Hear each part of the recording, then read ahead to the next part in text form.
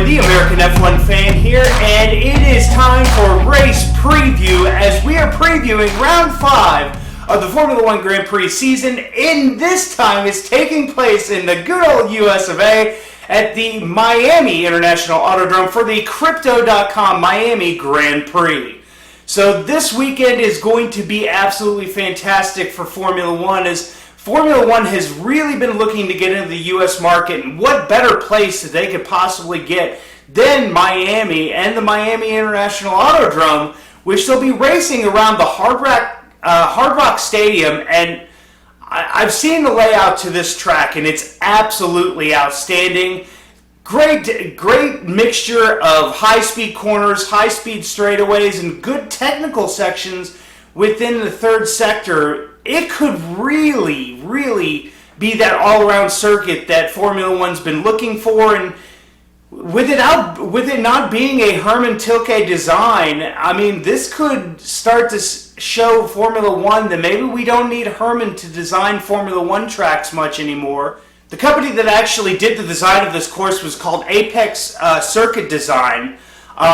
So I'm really truly interested to see what Formula One is going to think of this track. I've been hearing a lot of good things from some of the drivers just from the simulator tests that they've been doing on this track. They feel like it's a good mixture, really wide open. It's not your typical street circuit where we've seen in like Saudi Arabia, where we saw earlier in the season, where literally you have no room for mistakes.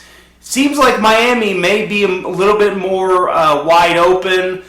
They've got some interesting features to not only the track but the infield. You've got the fake lake river with boats, and kind of trying to make a callback with Monaco and the Monaco Grand Prix, and parking boats in the harbor and stuff like that. So I kind of see what they were going with this. But it's going to be really interesting to see. It's a 3.36 mile circuit, 19 corners. Like I said, great straightaway to start off the track. Going down into turn 1, I feel like there's going to be some really good action. Even into turn 2 and 3, you're going to get a really good little S section there. As you get into sector 3, there's some great chicanes.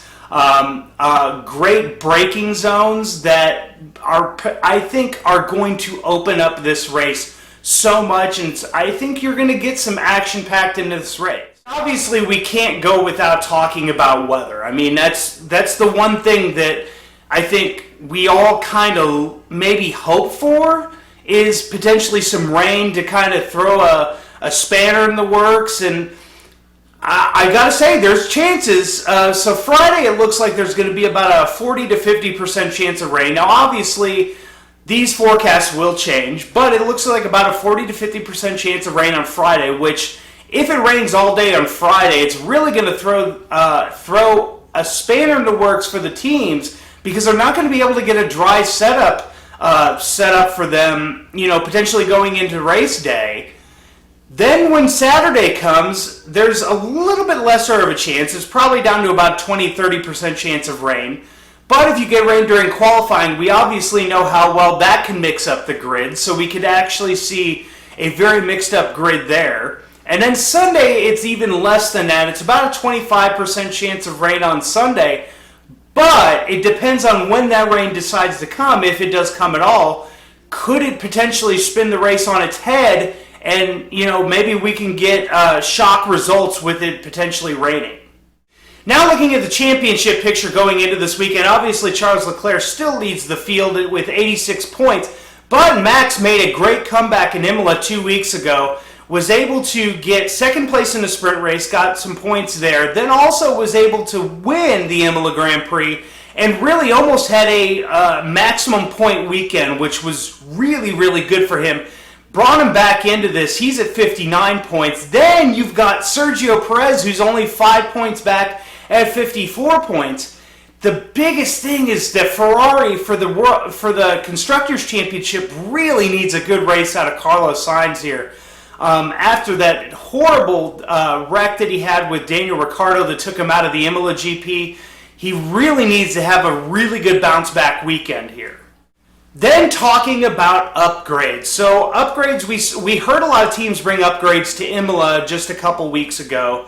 But now you're going to start to see some power unit upgrades coming as Ferrari's going to be bringing in a huge package, which there has been rumors, there has been maybe some news, maybe leaked from Ferrari saying that they could get as much as 10 horsepower from the new upgrades towards their power unit. And how will this affect not only Ferrari, but also its customer teams, Haas and Alfa Romeo? We saw a great start from Haas, but they've since fallen off kind of a little bit, and maybe they're in need of a little bit more extra horsepower, whereas maybe their upgrades to the actual car itself aren't there. Maybe they need a little bit of a power upgrade. And same kind of goes for Alfa Romeo. They started off really good at the season. Valtteri's having a really great season, but maybe he needs just that extra little bit of power. And as we saw, he may have needed it when it came to racing George Russell at the Imola GP.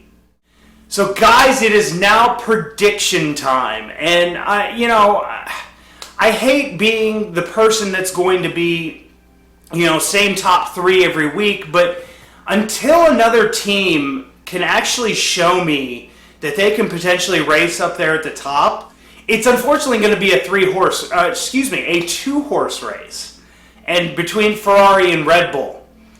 I just feel like with the reliability issues that Red Bull have had, and it seems like they've finally gotten on top of it, I just feel like that this is going to be the race that we're going to see attrition. I think we're going to start to see reliability issues pop up not only at, maybe a Ferrari or a Red Bull, but some of the other teams as well. We haven't had that many reliability issues. I think Saudi Arabia was the first race that we saw a couple issues with Alpine and with McLaren.